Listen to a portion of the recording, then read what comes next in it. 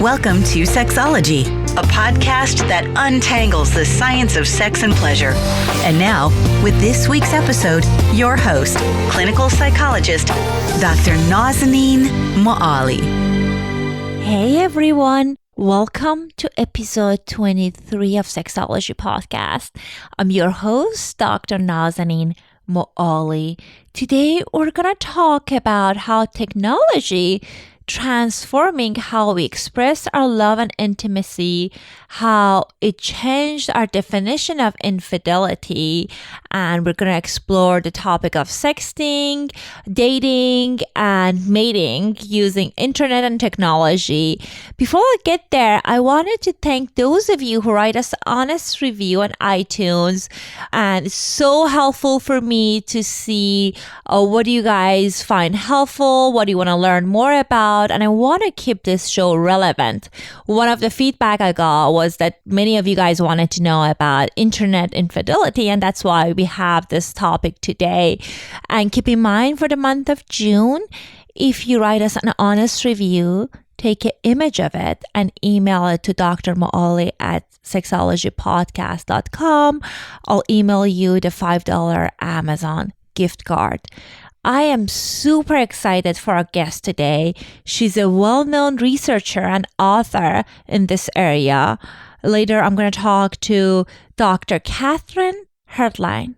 Dr. Headline is a professor and program director of the Marriage and Family Program at the University of Nevada, Las Vegas. She received her master's in marriage and family therapy from Purdue University and her doctorate in human development with a specialization in marriage and family therapy from Virginia Tech.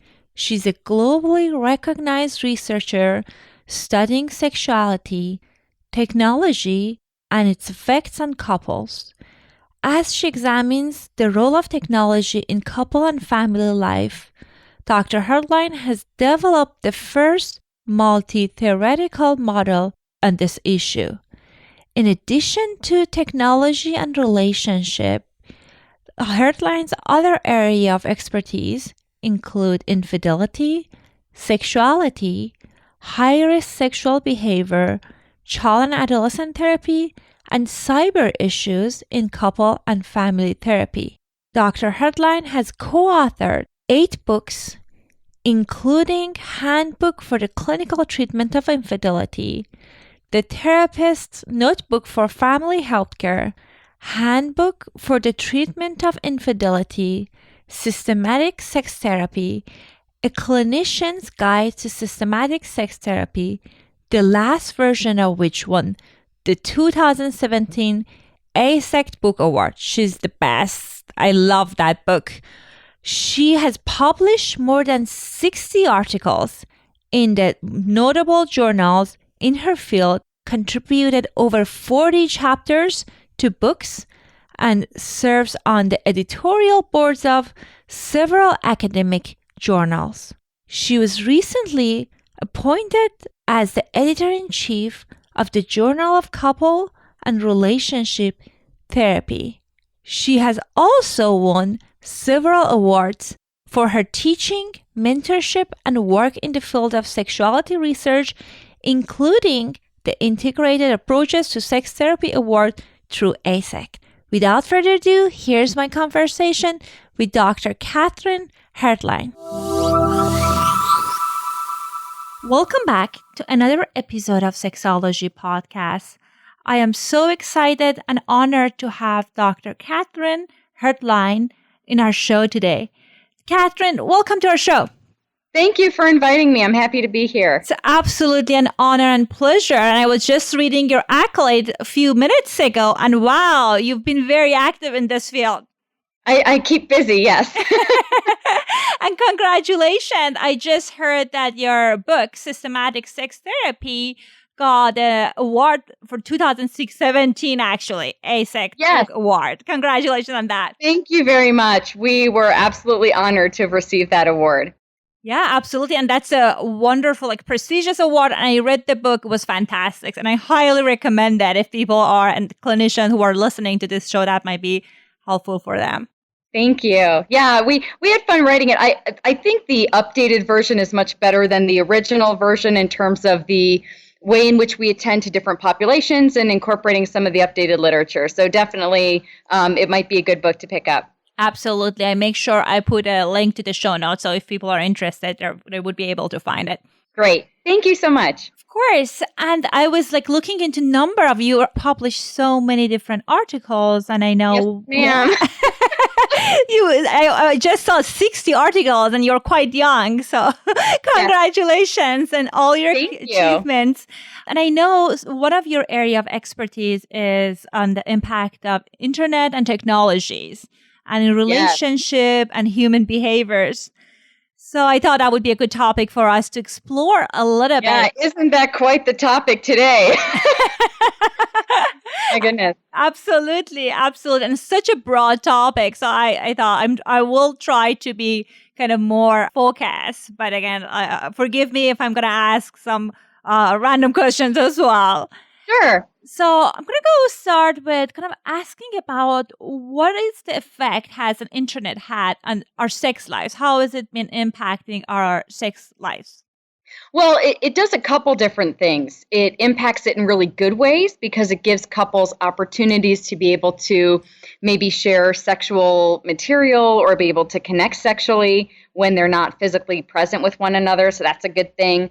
A lot of couples tell us that it helps them to spice up their sexual relationship because you can use the information on the internet to be able to kind of augment what's happening in your relationship and to maybe give you different ideas about your relationship. So those are some of the good things. Some of the things that are maybe more challenging is the fact that the internet is very accessible. And because it's very accessible, you have people who are able to maybe satisfy a sexual need without necessarily using their partner. And so that can be a little bit hurtful to the partner and can maybe be detrimental to the relationship. Another thing that seems to be happening is the use of porn, because that is so accessible. We know that when people are watching porn independently, that seems to be a problem for the relationship. There seems to be lower levels of sexual satisfaction, reduced frequency in terms of sexual interaction, and lower levels of self-esteem in heterosexual couples, particularly for the female partner. When you're watching porn collaboratively, though, those outcomes don't seem to come across. It seems to be better if couples are sharing that porn. So that's one of the things that I think can be detrimental to couples if they don't know that. Absolutely. And I'm definitely agreeing with you that some couples are using it to get some ideas. I have many couples that are married in my practice. They kind of look into the porns and other kind of material online to see how can they add to their sexual life, getting ideas, things around that. But I'm very curious to a little bit learn more about the pornography. And you said so based on with couples, I know that some of them, they use it while as a kind of foreplay or during the sex, and they have no problems with that. What do you think is the impact of the porn on self-esteem? You said it's going to usually the results, studies shows that it reduces the self-esteem. What is the correlation there? A lot of it has to do with the comparison. The female partner often believes that the male partner wants her to do certain things that he's watching in the porn videos. And that actually isn't true. The other partner will tell you that that isn't true, but for some reason, that's what the female partner believes. And so she sort of thinks that she's not enough in those circumstances. I see. And the other thing I sometimes hear from some of my clients that they talk about how, so when they started watching porn, they were watching something that was close to what they liked. But then as they spent more time, some of them, they say the images that they prefer now, it's more aggressive. It's very different. And some of them, it's just kind of, they're concerned about the progression of that. What is your experience in that area? So the research supports that for the most part. They said that when people are watching some of the aggressive porn, that becomes a little bit more problematic for the couple relationship because there might be, I think some of the impacts are around communication, satisfaction, and potentially even some sexual behaviors. That isn't true if you're, at least the research says, if you're watching the porn that's a little bit more vanilla and just kind of erotica type porn. Right. So actually one of the studies we're doing here at the university now is having couples actually come into the lab and watching porn together for 24 minutes for 8 weeks. So they come in once a week, watch porn together, and we're measuring their outcomes in terms of communication and relational satisfaction and attachment to see if and we're having them do the erotic porn as opposed to the aggressive porn and trying to control for that, because we know the research about the aggressive porn being a little bit more problematic in terms of those outcomes. Oh, interesting. And what an interesting research study. Yeah, this is my job. This is a really interesting place to be. I love it. It's very different than other dry, like experimental psychology. Yeah.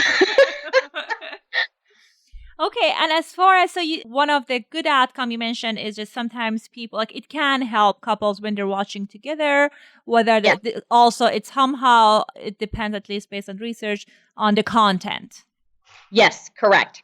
If you pull all the different research projects together about it, that seems to be the issue. So, and actually, to kind of wrap it back a little bit more to the internet, really anything involving the internet that becomes an independent activity is going to create more problems than if it's a shared activity. So porn is just one of those. If you're flirting with somebody online, that's an independent activity. That's going to be far worse for your relationship than it will be in terms of looking at if you're flirting with your partner together. Another thing that we're looking at is we're in the middle of an article on sexual dysfunctions and looking at how technology plays a role in sexual dysfunctions. And one of those things we talk about is the use of porn and whether people are getting to a place where they, like you said, they sort of gravitate towards something more that they like and their partner doesn't want to do that, then perhaps you end up with a secondary sexual dysfunction as a result of this kind of lack of communication around desire and what you're actually watching together. Interesting. And when you were talking about sexual dysfunction, you reminded me of one of my clients. He was sharing with me that his erectile dysfunction, his issues around that, it started when he started watching porn compulsively. Is that a common experience? Well, yes. And I'll say it really varies on the definition of compulsive. So you have people from varied religious backgrounds or certain faith bases or whatever it is, who believe that watching porn once or watching porn even repeatedly, even if it's infrequently, constitutes compulsive porn use. That isn't really how the word is used, but that's how they understand it in terms of their frame of reference and in terms of their surroundings and their peer group. You have other populations who are able to watch porn more freely or more frequently, and they have a different definition of what compulsive use is. The other thing that I've seen in my practice is whether or not the use of porn is compulsive seems to make a difference to the partner who's not using the porn. So, for example, I was working with a couple who, this guy cheated on his wife, I don't know, lots of people. He went on Craigslist and found like a ton of people to mess around with. And in addition to that, he was watching porn all the time. And her question for me was, is he a sex addict? Because if he's addicted or if this is compulsive in some way, she thought he was rehabilitatable. But if it was not compulsive and if he wasn't addicted and if he was just a jerk, then she was going to leave. And so interesting. Wow. For her, my diagnosis of whether his behavior was compulsive was important to her in terms of staying in the relationship. And so that was interesting. What is the definition? Because and now that you kind of explored more the topic, now I'm thinking absolutely, it's like there are so many, kind of some people have this moral, like to them morality and sexuality is very connected. So like in the research, have you read anything how do they define compulsivity? So I would love for there to be a definition of like sexual compulsivity and the DSM-5 and the closest you can really get, they talk about like sexually problematic behaviors, kind of generally looking at orgasm and desire and things like that. They also talk about like impulse control disorders, so it might fall something within that realm. So it's really hard to kind of classify where some of that behavior is. When I'm talking to people, what I'm really looking at is the degree to which that behavior is interfering with their work life, their relationships, their social life, and their own personal goals. So if it seems to me that it's interfering to a high enough degree and the client agrees to that, then that might be something that we define as compulsive. Again, you have to remember that the people who are functioning very well with the type of porn use that they have, they're not going to come into the clinical office. because they will be functioning well. So we don't necessarily see that group of people who have problematic usage with the computer or with porn or whatever, because they are functioning well enough to not meet that criteria of some kind of distress associated with it.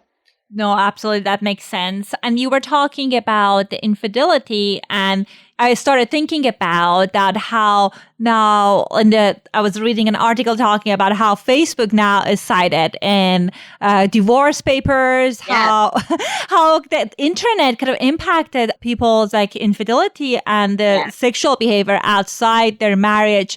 So what increases couples' vulnerability to the infidelity? That is a great question. What I like to say that the internet has made the whole world Sin City. And maybe that's because I'm in Las Vegas and that's, what we do. But right.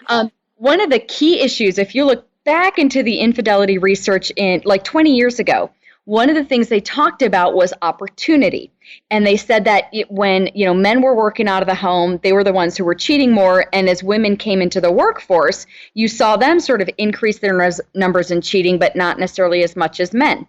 Then comes the internet, which one of the big qualities about the internet is it can be accessible to anybody. I'm accessible to you, you're accessible to me. And that accessibility for me is equal to the concept of opportunity. So now you don't have to be working outside the home to find someone to cheat with. You can do it sitting right in your home. The other thing about the internet is that it is really organized in a way to help us connect with each other. So when I'm talking to someone face to face and they've upset me, I can sort of hide my reaction, right? Or I can say to someone, oh, I'm looking like this, or I'm looking sad because you can't see me. I can describe those things on the internet, but when you're in face to face, you can see it in real time. When you're on the internet and you're going through these descriptions and you're typing out for someone, here's what I'm feeling, here's what I look like, here's what I'm doing, there is a greater sense of self-disclosure. Right. I am describing to, instead of you looking at me and assuming I'm sad, I'm communicating to you that I'm sad. And that looks more vulnerable, right? So these internet relationships develop much more quickly than offline relationships, simply because of the level of self-disclosure, right? So you've got the accessibility, you've got the self-disclosure, and then for women tend to have affairs for emotional reasons, and men tend to have more physical affairs. Well, if you're doing a lot of the self-disclosures, that's going to lead you into an emotional kind of relationship with somebody else. So that's how we started to see those numbers of women cheating actually starting to rival the proportions of men cheating, just because we now have a mechanism that speaks our language in terms of having an affair.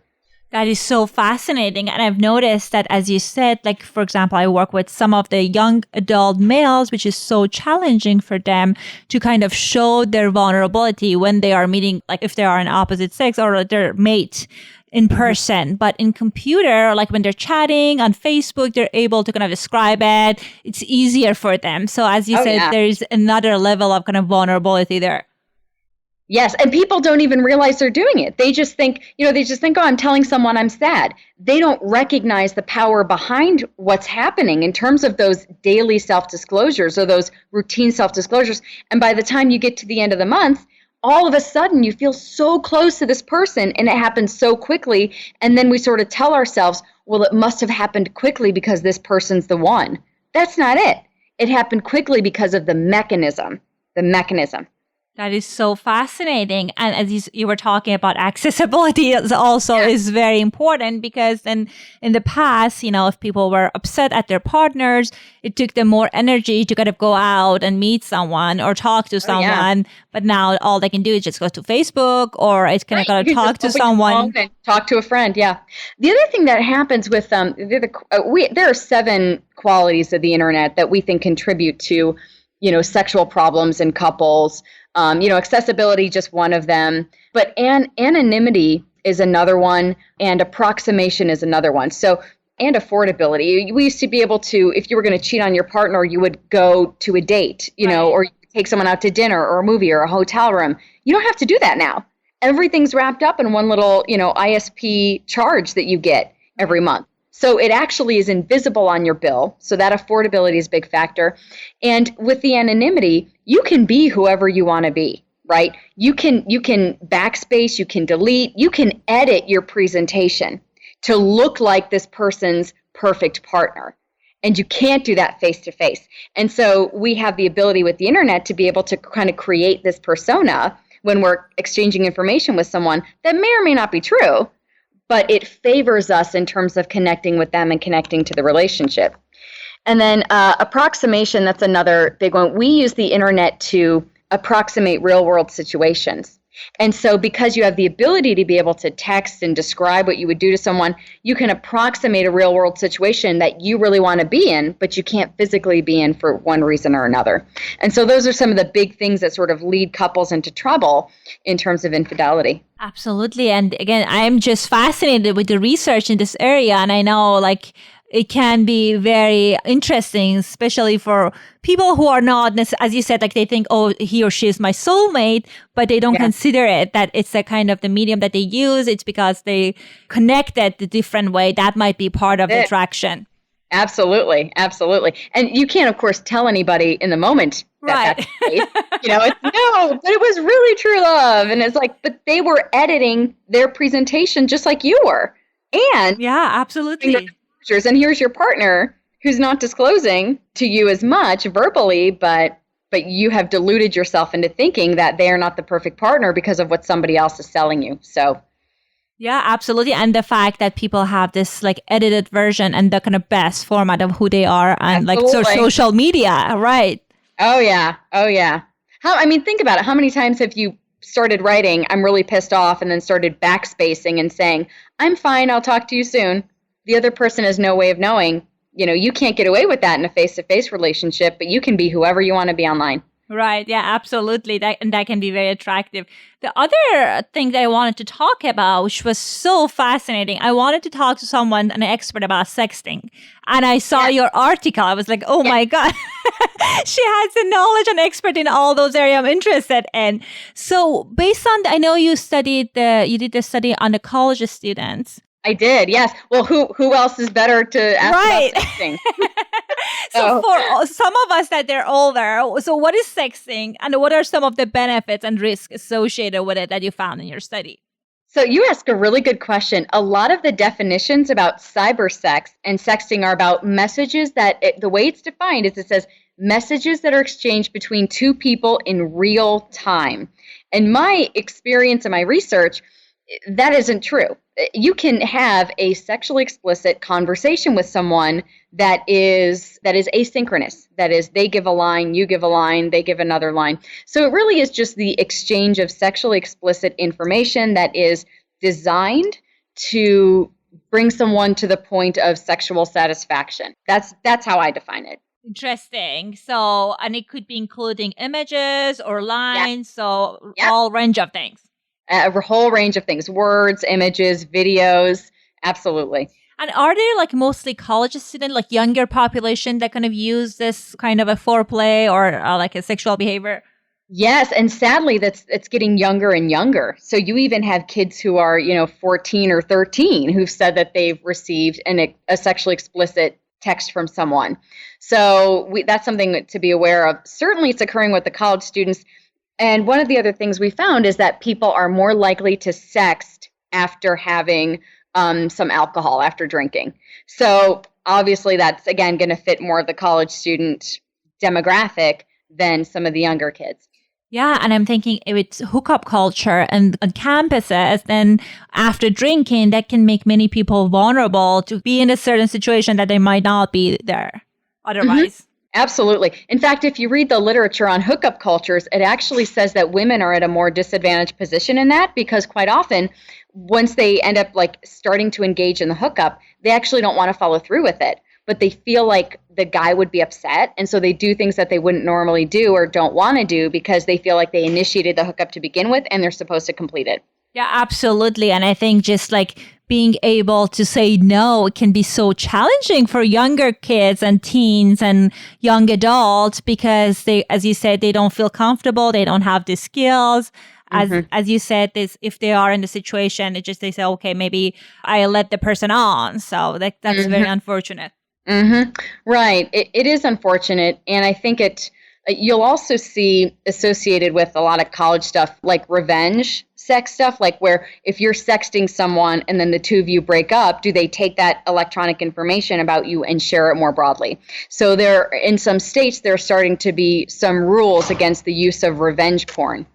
Absolutely. And that's one of my worst nightmares. Thinking about, like, I'm married, but I'm thinking, like, if you have some images, and you exchange it with people, then you're kind of putting it out there. And God knows what would happen with that. Absolutely. It's like toothpaste, right? Once you squeeze it out of the tube, you can't get it back in. And that's just the way the internet is. So you better make sure, you're giving whoever you very, very much trust your toothpaste. Okay. And the risk, I don't want to sound like a grandma being concerned about all the negative things. What were some of the benefits that you found? So some of the benefits, in addition to spicing up someone's sex life, a lot of the couples actually talked about using the internet as a way to resolve problems. Conflict management, conflict resolution. Another thing was the ability to find partners. So a lot of people, are using technologies for that and using apps as a way to find people to connect with that way. And so that's tend to be a good thing if you're using. Yeah, absolutely. And the other thing I was thinking about this around the same line is that when people are now that's meeting someone online is easier, somehow it discourages people to work on their social skills. For example, I have like young adults that we've been working on, kind of helping them with their social skills, and somehow midway they found someone and they're no longer interested. Yes, right, because they don't have to be.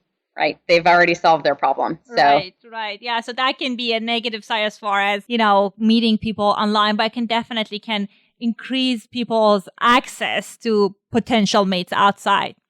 Yeah. I mean, the good news is you have more access. The bad news is people also have more access to you. So it's a two-way street. The other thing about the internet is a lot of times people think that they can control what's happening. Like they can control who they're meeting, where they're placing their posts, blah, blah, blah, blah, blah.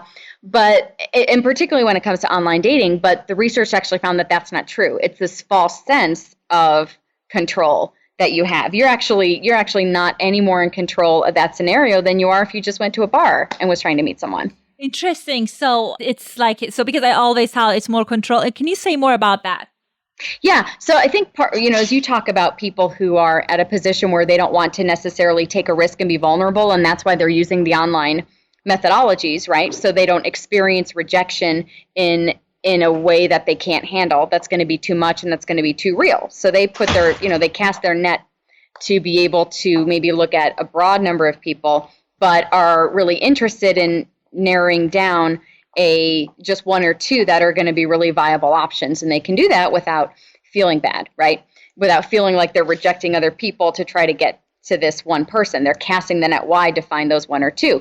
And then they don't have to really put a lot of investment in those relationships. So they think they are the ones who are in control. They think they're the ones who kind of put out this message and say, well, I'm going to continue this relationship with this one, but not with this one. I'm going to cut this one off. I'm going to block her. I'm going to put my information here, because we have a lot of sense of control on the internet. We can block people. We can prevent them from contacting us. But just because you have the ability to do that doesn't mean that you control all of your information. So that's something to be aware of. Absolutely. So it sounds like it has its own limitations as well. It does. Yeah, everything always does, I guess, right? Right. Again, I loved all your articles and they were so interesting. So I can talk about them forever, but I know that we are toward end of our time here. So if people want to contact you, what would be the best way to reach you? The best way to reach me is via email at UNLV, and my email address is Katherine, Katherine, .Hertlein, Hertlein, at unlv.edu.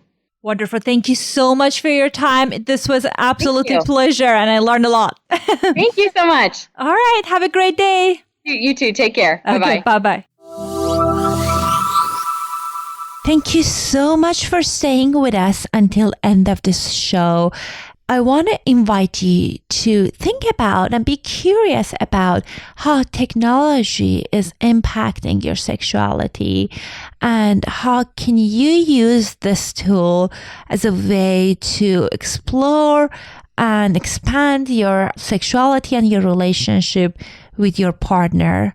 If you're curious and would like to learn more about psychology of sex, food, and drug, You can always check out my private practice website where I have my blogs about those topics and also the link to my Farsi podcast. It's www.oasistocare.com. As always, I would love to hear your thoughts and comments and feedback on this episode. I'll talk to you later. Thanks for listening to the Sexology Podcast. For more great content, visit www.sexologypodcast.com. Please be advised that information presented on this podcast is not a substitute for seeking help from a licensed mental health provider.